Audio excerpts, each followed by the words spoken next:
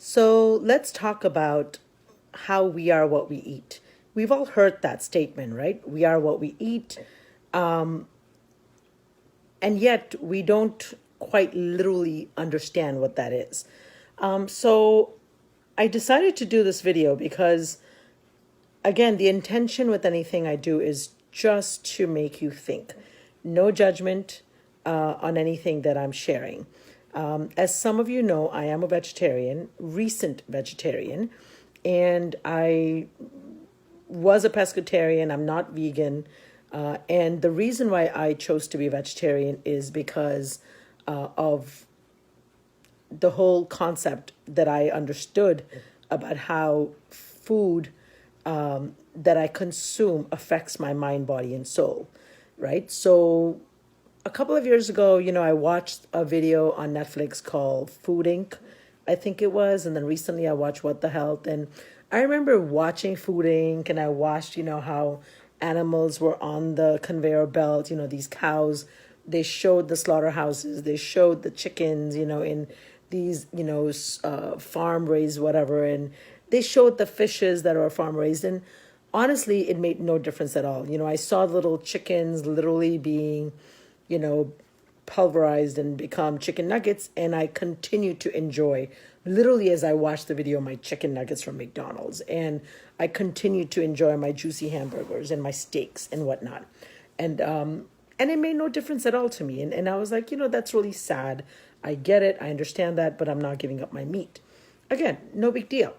And then somehow, for whatever reason, 2 years ago, last year, my son showed me a video of TED Talk that one of his high school students friends had done on food and veganism and all that. Now, he became a vegan and he eventually became vegetarian, but it didn't quite immediately sit in with me, but somehow it sort of lurked in, and I became a vegetarian for about 6 months, and then I literally forgot why I was not eating chicken and meat, because trust me, one of my favorite meals was chicken wings, right? And I love nothing than a good juicy piece of, used to love nothing than a good juicy piece of steak. And then this year, I started watching, I watched Food Inc. And as many of you know about my journey, I've started meditating, started doing some energy work, and just sort of learned a lot about the mind, body, soul connection, mind, body, spirit connection. And I've realized, that the reason that, I recently posted a video, I think it was earlier today, and it's getting a lot of, reaction about, I think it was these lambs. It was a humane slaughterhouse that was very humanely sending lambs on a conveyor belt to be slaughtered and to be consumed for food. Now I know that it's offended. It's causing quite a reaction, quite a debate and conversation, and the intention here is not to judge people for eating food. My entire family eats food. My son is the biggest carnivore I know. My closest friends are carnivores. That's not the point, guys. The point is not to convince or convert anyone, okay? The point is to educate. Continue to eat whatever makes you happy, whatever brings you joy. But there's another piece of it that a lot of us are not aware. And so why not just learn about it, right? So research has shown that animals actually do have emotions.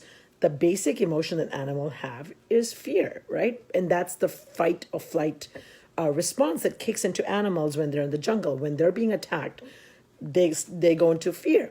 So when these animals are literally put on the conveyor belt and sent to their deaths, they sense the fear, they sense the impending death, and they release certain chemicals that literally poisons the blood, which is why the blood is drained.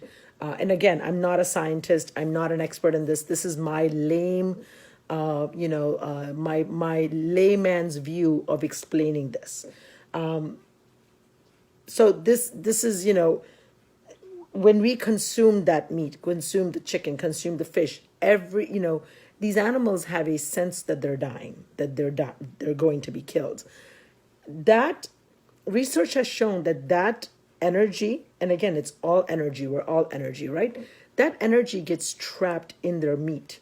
And when we consume that meat, I'm sorry, but I don't care how humanely they're treated. Sure, they might be on an open farm, allowed to run around and do whatever animals do, chickens do on farms. But before they're dying, they know they're dying. So to me, that's enough. And when I'm consuming that, that energy is then spread through my body and colors my physical, my mental, my emotional, and my spiritual health. There's Hindus don't eat meat, right? We know that, but there's a sect of Hindus called Jains, right, from India.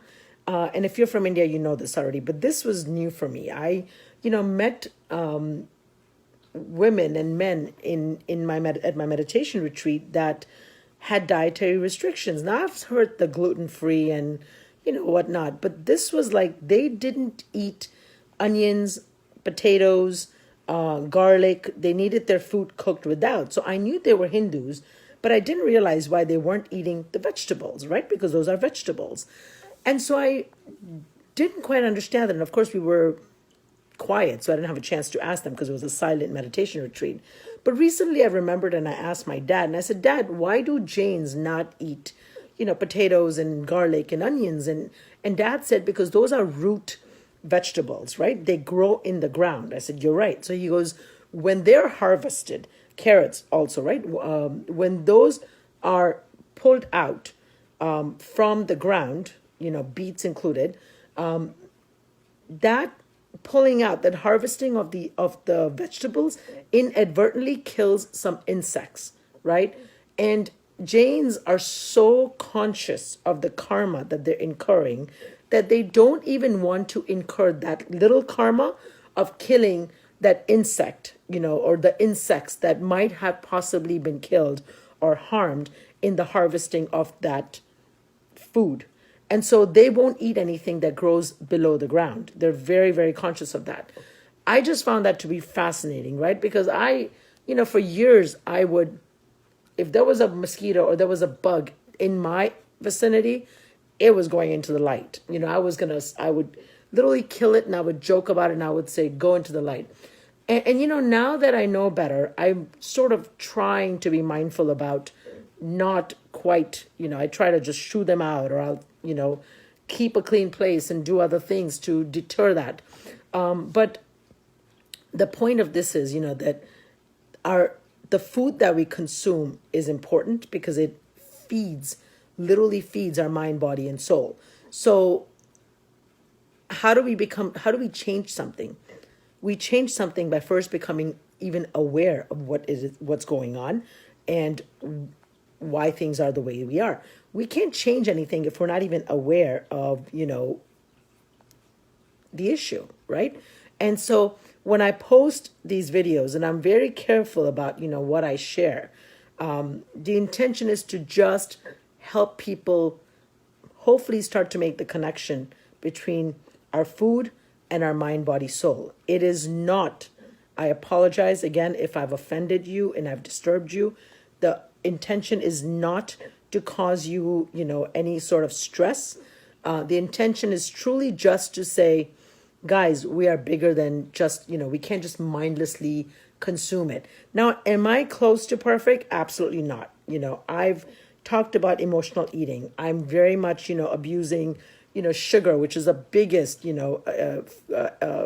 problem in my life, is what I'm struggling with is, my sugar intake and my carb intake in terms of, how I medicate with food.